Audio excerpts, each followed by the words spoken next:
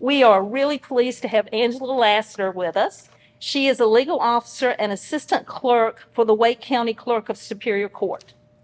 And she's going to talk with us today about everything you need to know, or as much as she has time, about mental health and legal proceedings. So let's welcome Angela. So my mother had undiagnosed mental illness.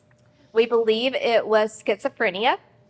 And because of that, I was raised by my grandparents, my maternal grandparents, my grandmother and my grandfather, Bill and Joy. And because of their influence on my life, I started doing elder law. And so my grandmother developed dementia. And thankfully, she had all of her documents in order. And so as she progressed, we were able to care for her appropriately. My mother, on the other hand, because of her illness, did not receive the care that she needed. And if other interventions had been sought, she may still be alive today.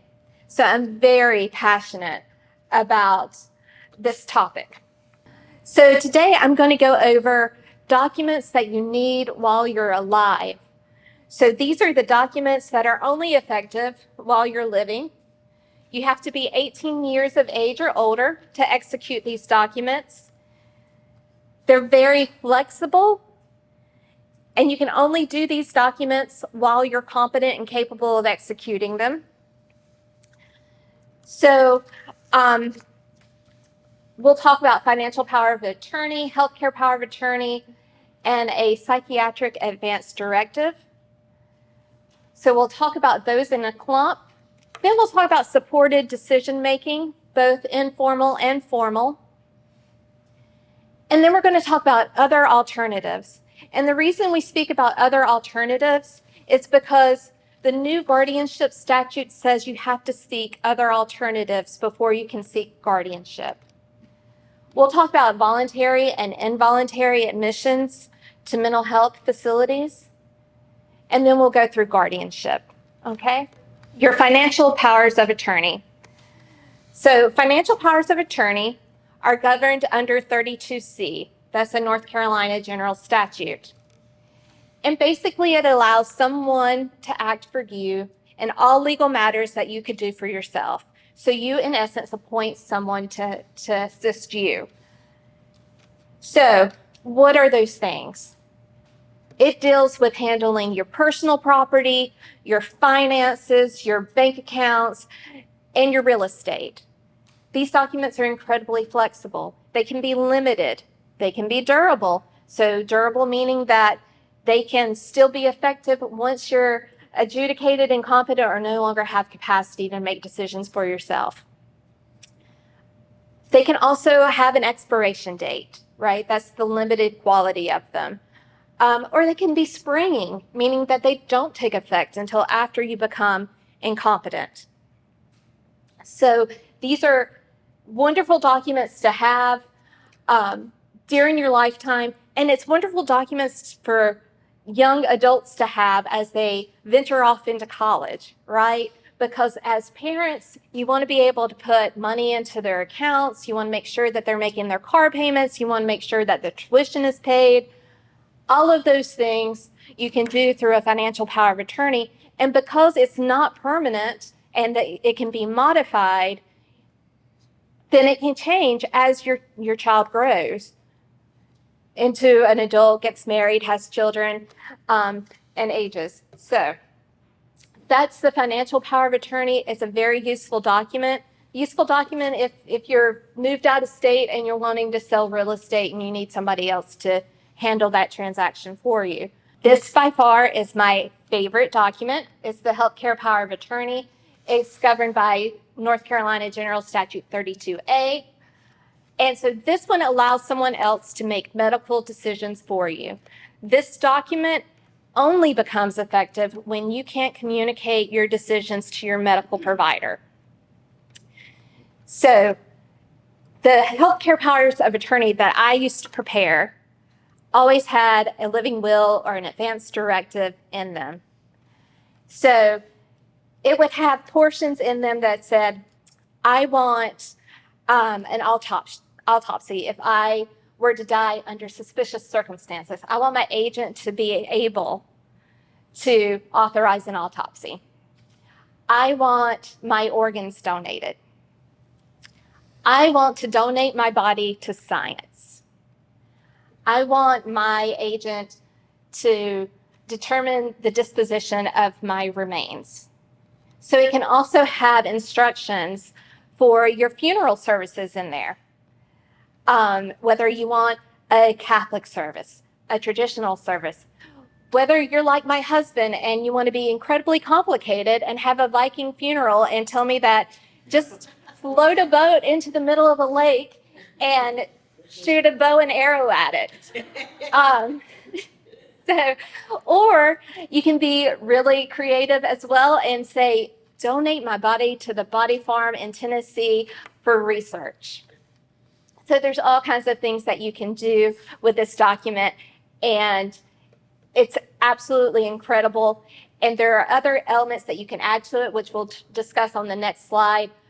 But I absolutely suggest that you get a healthcare power of attorney. You never know when you're going to need it. And along with this, you can record your healthcare power of attorney at the Secretary of State. They give you a nice little card. And so if you are in an accident and you don't have your healthcare power of attorney on you, if you keep that with your driver's license, they know that you have a healthcare power of attorney recorded with the Secretary of State, and they can look that up and find out who they need to contact for your care. Okay, next slide. Okay, the Psychiatric Advance Directive. Not a lot of people will talk to you about this document. Doesn't necessarily mean that you have to have a mental health diagnosis to have this portion of an advance directive in your healthcare power of attorney. So it's an additive. And what it does is it provides instructions in times of mental health crisis. So we're all under stress. It could happen to any of us at any time where we may have a psychotic break. But what it says is, if I have a mental health illness, if I'm in crisis, if I can't communicate with my doctor, these are my wishes. And so let me be clear, these are wishes and not directives.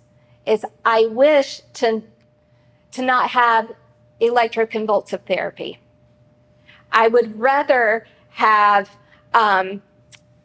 transcranial magnetic stimulation. I don't like Invega as monthly shots. It makes me feel bad. I'd rather have some other type of psychotropic medication. I do not want to be admitted to Holly Hill Hospital. I'd rather go to Triangle Springs. These are the things that you can put into your psychiatric advance directive. So it just expresses your wishes about the types of treatment services and assistance that you would like when you're not able to communicate for yourself when you're in crisis. And again, it only takes effect while you're incapable of communicating with your providers. So what happens when you don't have a durable power of attorney or a financial power of attorney or a healthcare power of attorney and advance directive, and you're in a car accident or you've had a stroke or some other medical emergency has arisen? There is a statute. It's covered under North Carolina General Statute 90, and it allows for informed consent of your nearest loved one.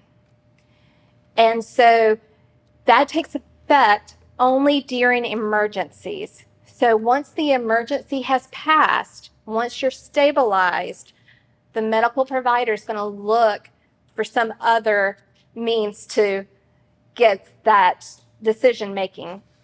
Okay? But in an emergency, there is a statute that provides for. Okay, so supported decision making.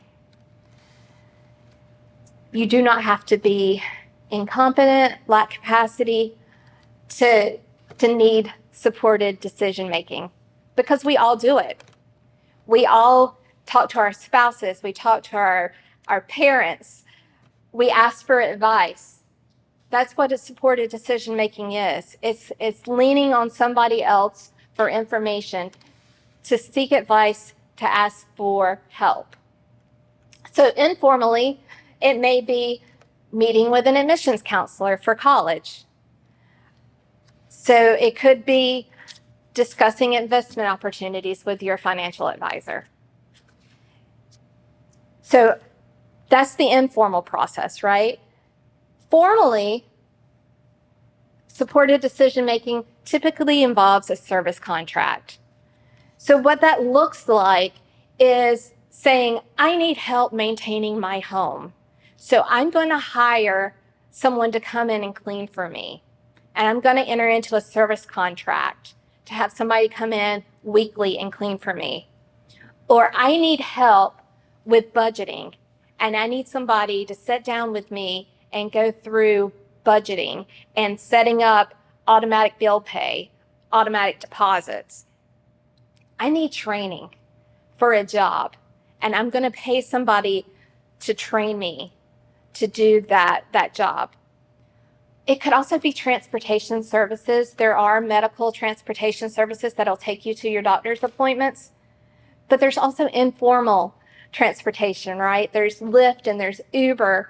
So it can be formal or informal. There's meal planning. Also informal meal planning. There's Instacart. There's Meals on Wheels.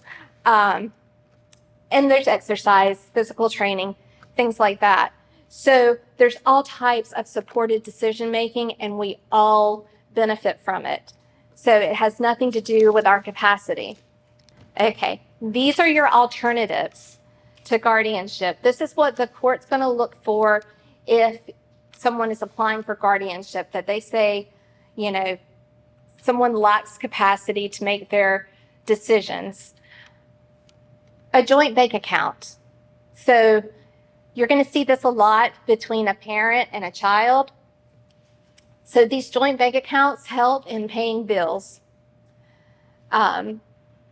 Direct deposit, automatic debits, payments. Those things are helpful in making sure that things are paid on time. Setting spending limits or notifications. These are wonderful, especially for those who are likely to be scammed, lack of a better term. But for the scammers, if you have concerns that somebody may be vulnerable to that, setting spending limits. Or you've got somebody that's just really bad with money and they're constantly overdrawing their account, setting spending limits. The ABLE account. I adore the ABLE account. Now, the ABLE account is meant for somebody who has disability before age 26, but it allows the person to save money without impacting their eligibility for means-tested benefits like SSI and Medicaid. And the withdrawals can be tax-free for qualified disability expenses like housing or transportation, even cell phone and legal fees. Social Security representative payee for individuals who can't manage their Social Security incomes, and trust. So you can have any number of trusts, revocable, irrevocable. My personal favorite, special and supplemental needs trust, because these trusts, again, are for somebody who has a disability and they need to preserve assets, and they need to have those assets maintained while still maintaining eligibility for government benefits. All right, so let's talk a little bit about voluntary and involuntary admissions. So this is during a mental health crisis, and these are acute crises. So in the midst of a crisis, if the person is able to say, I need help, and I'm willing to get help, I'm 18 years of age and I am under no guardianship, then I can seek a voluntary admission. Not only can I seek a voluntary admission to a hospital, I can go to whichever hospital I'd like to seek admission to. The issue with a voluntary admission is that I may feel like after a day or two, I'm all better, and I can request to be discharged of my own accord. So if I do that, I do so in writing. I say, I want to be discharged. I write it down, and then I submit it to the doctor. The doctor has 72 hours to assess me to determine whether I'm discharged or not. If I'm not going to be discharged, the doctor then has to involuntarily admit me through the involuntary admission process. So, another issue with the voluntary admission, if you are discharged against medical advice, the insurance may not cover all or a portion of the stay at the hospital. So that's important to consider. Okay, this very complicated slide is the involuntary admission process. You'll see that it can start with anybody, a layperson, who has knowledge of what's going on with the individual. It can also start with a doctor. And we'll go through what this actually looks like and how it plays out. So if we'll go ahead and advance to the next slide. Okay, so a voluntary admission. I want to be very clear that this looks like an arrest. This looks like somebody's being arrested. So you go to the magistrate's office and you take an oath and you swear out a petition and you say, my loved one is a danger to himself or others and is in need of immediate treatment.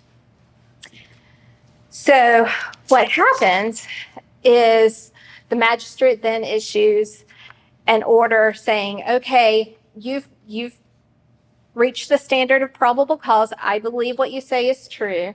I'm going to issue a transportation order. It's good for 24 hours. Law enforcement's going to go out to wherever your loved one is and pick them up. Picking them up means, hey, I'm here to pick you up. You're not under arrest, but I'm going to need you to put your hands behind your back.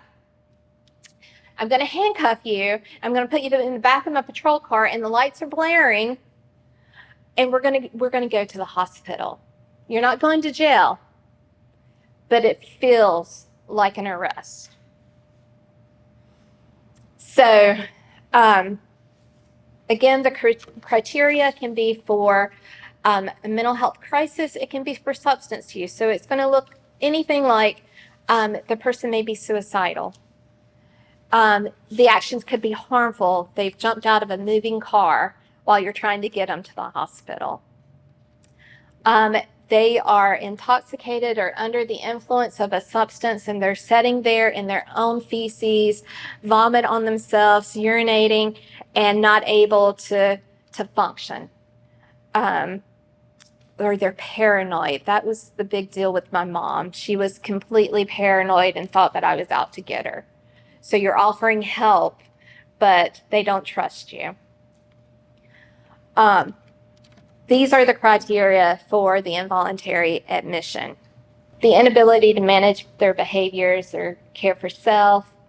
And they're going to consider past episodes. So, it's not just what, Bob did this week. It's that this is an ongoing behavior. Last week, Bob was intoxicated too and couldn't get up off the floor. That there's wine stains all over the floor, and Bob's continued to drink himself to death. Let me caution you on substance use. Doing an involuntary admission for substance use is difficult. So I say that because what'll happen is while you may get the involuntary admission for the substance use, once you go into the hospital for substance use, they will detox. So it's a medicated detox. They watch, make sure the person's okay. But once that person it's deemed to be baseline and no longer in need of detox, if they're not seeking help, then they're going to be discharged. So this is the IVC process that I was talking about. Now there is a difference in the IVC process. Sometimes you may get the person to the hospital, right? You may get them to Wake Med and they go in there and they get evaluated by the physician, and the physician starts the IVC process. They're still going to have to send paperwork to the magistrate's office. The magistrate's office is still going to issue that order for transport to the 24-hour facility. Now, they can stay in Wake Med, which is not a mental health hospital. They can stay in that facility up to, well, I don't have a deadline for that. 7 days at a time is how long these orders are good for. So 7 days, it expires. They go back to the magistrate. They get another order. 7 days, it expires. At no time during this process do they have the right to counsel or the right to a hearing. So it's just a commitment after commitment after commitment. So they could be in there for any number of days, more than a month at times.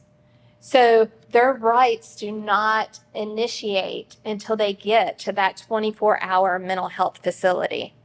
The right to counsel, all of the IVCs and the voluntary admissions are governed under North Carolina General Statute 122C. And so what happens when the person gets to the 24-hour facility for mental health treatment? Within 10 days, they have a hearing in front of a district court judge. They are given counsel under the statute. They get special counsel.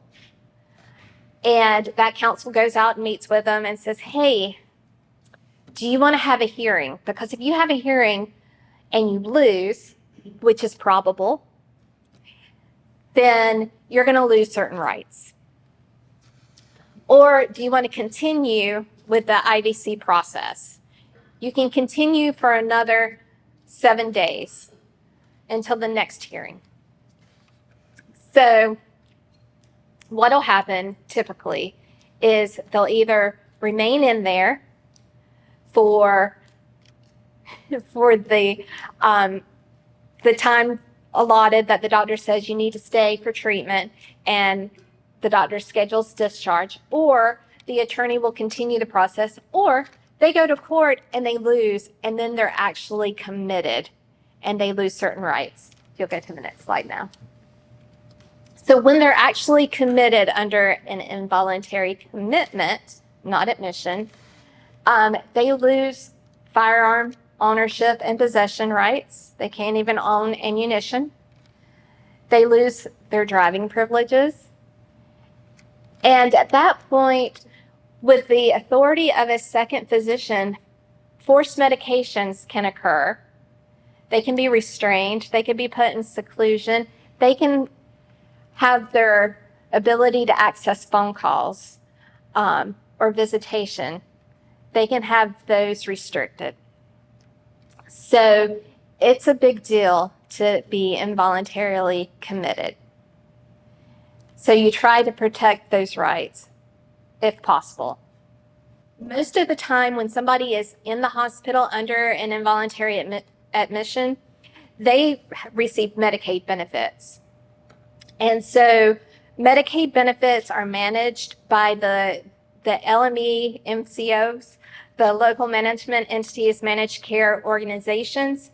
And so if you know that the person receives their services through Alliance, Partners, Via, or Trillium, then you know that they have a person-centered plan, and that can assist with discharge planning.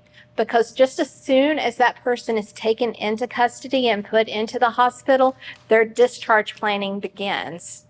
So there's not a whole lot of time, if they've been on the streets, to plan for a safe discharge. And remember that a safe discharge is the shelter. So that is something new that I learned, and it's something that you can access as an advocate, is to get that person-centered plan that can help with the discharge planning. Guardianship. This is our last resort. So guardianship is governed by North Carolina General Statute 35A. It is the absolute last resort. It is only imposed after less restrictive alternatives have been considered and found to be insufficient. The petitioner has the burden of proof, and that burden of proof is by clear, cogent, and convincing evidence. So that's the equivalent of beyond a reasonable doubt in the criminal world. So not only does the petitioner have to prove that the respondent, that's what the person who is being petitioned is called, that the respondent is incompetent, but that other alternatives have been considered and found to have failed. So the hearings are held in front of a clerk of court, and a guardian ad litem attorney is always appointed for the alleged incompetent individual, the respondent. Next slide. Know that the law always presumes that we are all competent and capable. That is the presumption of the law. To prove somebody is incompetent means that they lack sufficient capacity to manage their affairs, to make and communicate important decisions about their person, family, or property.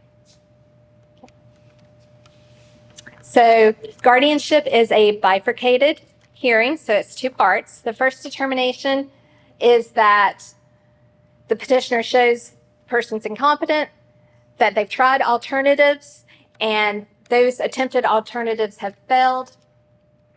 And so the court has no other option but to say, okay, you lack capacity, you're incompetent, and we need to move forward with the guardianship. And then the second is the appointment of an actual guardian. And so priority of guardianship is always given to the next of kin, to an adult individual, a corporation like Empowering Lives, or a disinterested public agency like the Department of Health and Human Services, DSS. There are many types of guardianships. We have the guardian of person that takes care of medical decisions, acts much like a healthcare agent. Guardian of the estate acts like a financial power of attorney. And a general guardian that wears both hats. In the guardianships where there is no limitation, the ward, because now you've moved from respondent to ward, loses a majority of their rights and has very limited privileges. Now, the clerk can modify the guardianship, make it limited, and say, hey, you have certain abilities, and you can perform and exercise certain rights and privileges. And so that's the upside of a guardianship, is that it can be tailored. Rights retained under a guardianship. These are rights that you don't lose just because you're adjudicated incompetent. The right to appeal the determination. Within 10 days after the guardianship is decided, the person has the right to appeal it to Superior Court. The right to file a motion in the cause to modify the guardianship. So maybe to add rights and privileges to the guardianship, or to change the guardian. The right to file for restoration of competency. Maybe it was just a temporary lack of capacity, and now they can be completely restored. Note that the parental rights of a person are not affected unless something happens in a different courtroom. They still have the right to marry. Now, that one's important. I want to point that one out. They can still get married as long as they recognize the significance of marriage and what they're doing on that particular day, and they're not seeing purple elephants fly around the room. And they also maintain the right to vote, since we're going into the voting season. All of those are rights that are affected by guardianship. So the privilege to drive. So once somebody is adjudicated incompetent or receives an involuntary commitment, there is a snarky little letter that they receive from the Department of Transportation, or DMV, that says your privilege to drive has been revoked. And they have to go through a medical evaluation. And there's a packet that they'll send, and they'll tell you which portions to fill out, and you have to take it to the doctor to fill out to see if you can, in fact, retain your driver's license. And how I know that is that I have epilepsy, and they do this to me about once every year. So then you have the ability to determine where you live. So it doesn't matter that you've lived in your home for the last 20 years and you're happy there and you own your home. A guardian can take that away from you and say that you need to live in an assisted living facility. The decisions regarding employment. So maybe you want to work full-time, but the guardian says, no, you can only work part-time. Decisions regarding health care. Decisions regarding your finances, on what you spend your money on. Maybe the guardian says you can't buy junk food anymore, or cigarettes, or alcohol. The ability to enter into contracts, remember the supported decision making, that's no longer a determination for the respondent or the ward. Again, the right to own firearms and ammunition. Okay, remember how you still have the right to get married, but you can't get divorced. You, as the person who has been adjudicated incompetent, cannot initiate divorce proceedings, and neither can your guardian. So it doesn't matter that you're in a relationship where you and your husband no longer get along, or maybe there's, domestic abuse. Doesn't matter. You can't initiate the divorce. It has to be the competent spouse. And of course, there's no longer an ability to execute those powers of attorney. That's a good alternative to guardianship. All right, so these are resources that I find to be useful. So on the NC Court's website is where you'll find all the documents that you need for guardianship. It also has a slew of frequently asked questions on guardianship. And I think there might be a video there with somebody who may look familiar that tells you all the ins and outs of guardianship. Legal Aid of North Carolina may be useful in providing free documents for healthcare power of attorney and financial power of attorney. Disability Rights North Carolina are fantastic advocates for the IVC process and giving information on that. NAMI is wonderful for their support groups for individuals dealing with mental health issues. And the North Carolina Department of Health and Human Services, I utilize them a lot. One, to check out places where individuals might go to live, group homes, things of that nature, but also because with the new Medicaid expansion, I go there to see if people would be eligible for those benefits. So those are the resources that I utilize, and I hope that they're helpful for you as well.